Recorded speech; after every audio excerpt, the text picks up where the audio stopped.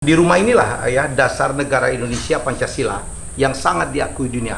Kita itu tanpa Pancasila barangkali negara kita sudah tercerai-berai. Dan Bung Karno lah ya yang pemikirannya ya mengkonsep mendapatkan Pancasila itu adalah di rumah pengasingan beliau di ND.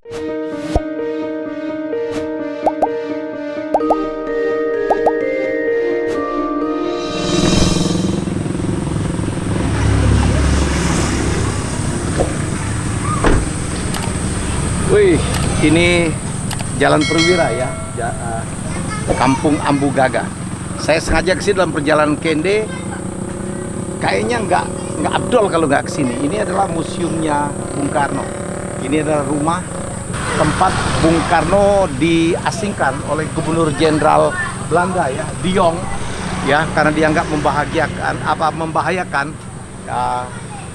penguasaan Belanda ke Indonesia, dan beliau diasingkan ke sini ya di Pulau ND, dan ini rumahnya sekarang dijadikan museum oleh Bung Karno pada saat beliau jadi presiden pada tahun 1954 ya. Jadi saya beruntung sekali bisa ke sini, dan beliau di sini itu waktu itu berlayar dari kapal dari Surabaya ya selama 8 hari 8 malam dan tiba di Flores, dan beliau diasingkan ke sini 4 tahun 9 bulan ya. Beliau diasingkan ke sini ditemanin oleh Ibu Inggit Garnasih ya, 4 tahun 9, dan disinilah Pancasila direndungkan oleh beliau dan sebelum menjadi dasar negara kita. Oh ini, hai, selamat siang. Ya, Wah, jadi ini ya Museum Bung Karno. Museum Bung Karno. Luar biasa. Ada apa aja sih Pak? Ini termasuk barang-barang yang pernah dipakai Bung Karno selama diasingkan Pak ya. Mas kaki meja, biola. Oh jadi Bung Karno itu bisa main biola juga ya? Pak. Di seniman Biola. Serba bisa Ya, memang serba ya? bisa, multi talenta beliau istilahnya Bang. Wah, di rumahnya. Iya. Nggak berubah ya Bang? Siapa namanya? Safrudin. Safrudin. Ya. Hanya renovasi 2011 2012 yang diganti sengnya, Sengnya saja. Ya, lantai diganti, tambahan setapak, tamannya semua. Kalau barang-barang masih Oh, asli. ini sarung yang dipakai Ya, dulu Bung Karno. dasarnya. Ya. Oke. Cerita Ya, beliau anak di sini juga bersama anak angkat Anak dari angkat, beliau, ya. anak angkatnya Bu Inggit, namanya Ratna Juami. Mertuanya juga ikut diasingkan ke sini. Ini ballpointnya beliau juga. Oke, luar biasa. Apalagi ada piring-piringnya semua ya. Piring nasi, piring porselin, piring hias. Masih bertahan ya. Ini Ibu Inggit. Bung Karno dengan Ibu Inggit. Ya, dengan Ibu Inggit. Masih ingat bukunya ya? Bu Inggit sangat berjasa dalam rangka mengantarkan beliau ya, mengangkat beliau ya. Bukunya beliau tuh Ku Antar Kau ke Gerbang. Ya. Ya, itu luar biasa tuh. Ini cereknya, katrol, setrikaannya.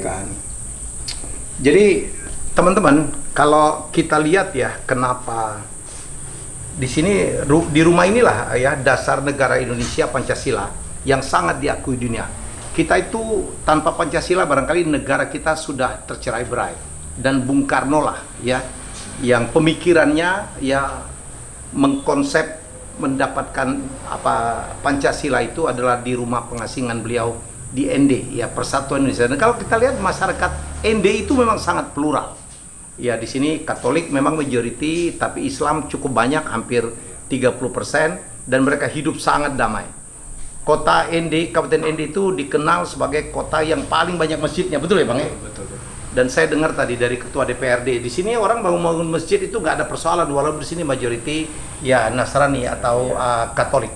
Jadi itu luar biasa, itu dasar pemikiran kenapa akhirnya mungkin ya yang mendasarin Bung Karno dapat ide konseptual tentang Pancasila ya, bahwa kita itu ya berbagai suku, berbagai agama, berbagai kepercayaan, berbagai bangsa, berbagai bahasa, kita tetap satu. Ya, itulah salah satu sila Pancasila, yaitu Persatuan Indonesia. Ini apa nih Bang Sab? Ini kayu clipping itu jepitan lukisan Bung Karno, Pak. Oh. Ini hasil karya beliau sendiri. dan Bung Karno itu juga pelukis. Ya, Bung Karno itu ada dua hal kalau lukisan. Saya kan pelelang lukisan. Beliau pelukis dan kolektor lukisan paling hebat. Ya, kalau kita ke Istana Negara di Bogor itu koleksi-koleksi Bung Karno.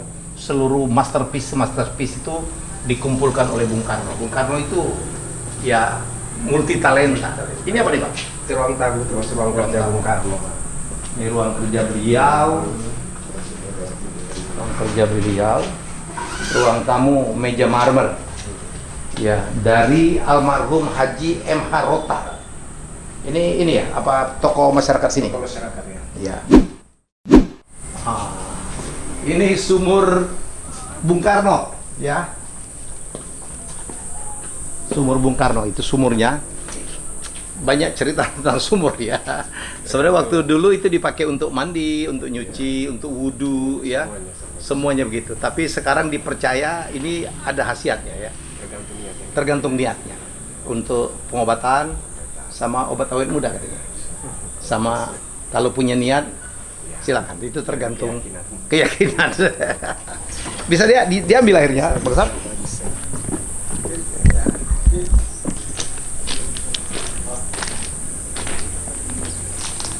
Ya. Ini sumur sangat terkenal, orang kesini rata-rata ke sumur ya. Iya, Pak. Cukup dalam ya.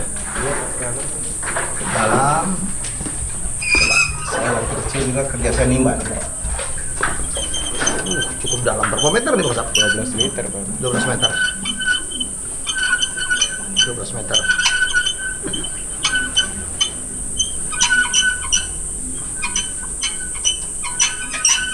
Wah, ini dia. Jernih sekali. Ya, jadi sekali lagi dulu Bung Karno semuanya di sini ya. Nyuci, mandi, ya. Kemudian juga berwudu. Dan sekarang sekali lagi dipercaya air ini ya didatangin oleh para yang berkunjung. Ya tergantung keyakinan kata Bang Sab ya. Ada yang meyakinin untuk menyembuhkan penyakit, ada lagi untuk obat awet muda katanya. Wallahu alam, tergantung niat. Dan ada juga yang berniat baik macam-macam. Saya akan mencuci muka ya. Udah sampai ke sini lah. Bismillahirrahmanirrahim. Saya sih berdoa supaya sehat aja lah. Wah, fresh sekali.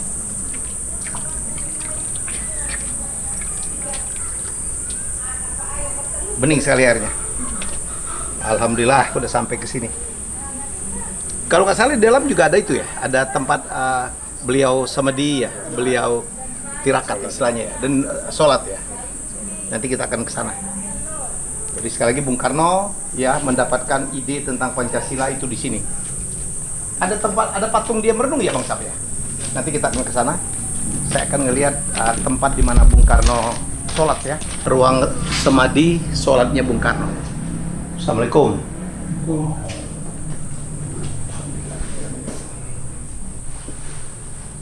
Ya, Fatihah.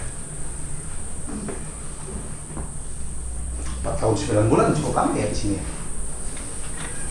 Di sini. Oke, ini tempat tidur Ibu mertua sama anak. ibu mertua sama anak ya. Jadi beliau dulu waktu dibuang ke sini itu bersama istrinya, Ibu Inggit, Garnasi, mertuanya sama anak angkatnya. Ya, tidurnya di sini. Ada berapa kamar jadi Bang? Ada 2? 2 kamar tidur 2. 2 kamar tidur ya. Ruang tamu. Ada patung beliau di depan.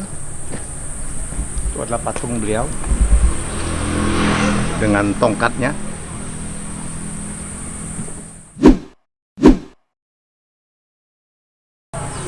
Ya, kita sekarang berada di tempat perenungan Bung Karno masih di Ende ya, di kota Ende, di Kabupaten Ende. Ada nanti katanya pohon sukun, ya sekarang masih ada sukunnya. Disitulah dulu Bung Karno, ya di bawahnya merenung, mendapatkan konsep-konsep Pancasila. Ya kita segera ke sana. Sekarang lagi direnovasi. Ya kita memasukin komplek ini tidak jauh dari rumah pembuangan Bung Karno. Ini menggambarkan beliau selama ada di sini, ya. Karno dengan Ibu Inggit. Dan ini pada saat kayaknya dari waktu dia dari Surabaya mendarat di Pulau Flores sebelum dia dibawa ke rumah pembuangannya tadi ya, yang tadi kita lihat. Mana patungnya, Pak? Ini tempat beliau. Oh, di sini. Ini kita lihat itu pohon sukunnya udah bercabang 5 katanya. Iya, dari awal itu langsung bercabang 5. Tuh dibuatkan patung, beliau nampak sedang berpikir, merenung gitu. Di sana laut ya, Pak? Ya, di depannya memandang laut. Beliau merenung dan mendapatkan sekali lagi pemikiran-pikiran tentang bagaimana mempersatukan bangsa Indonesia.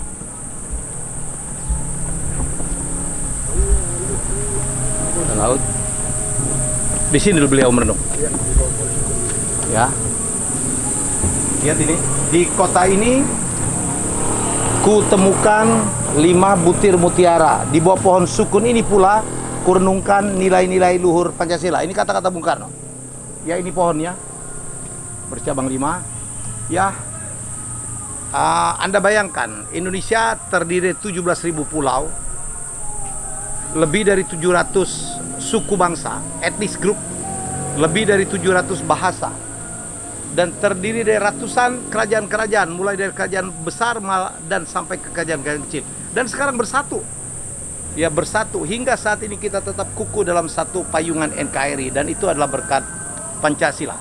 Ya, jadi kita harus bersyukur kita miliki Pancasila, kita berhutang kepada Bung Karno dan pemikir-pemikir lainnya ya yang kemudian juga ikut sharing tentang dasar negara Indonesia.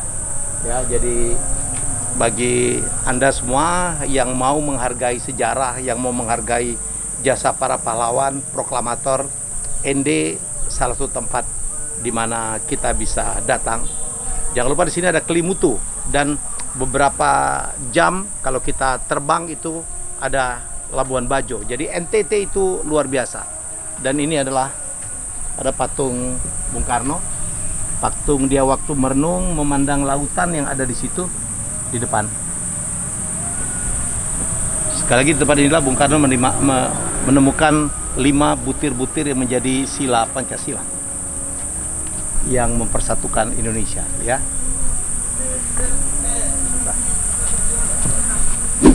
Ya, itulah apa kunjungan saya ke ini rumah pembuangan Bung Karno di ND. Bung Karno dibuang berkali-kali ya di Bengkulu dan di beberapa tempat-tempat yang lain, dan inilah salah satu. Beliau dibuang pada tahun antara 1934 sampai 1938 dan menghasilkan konseptual tentang Pancasila ya.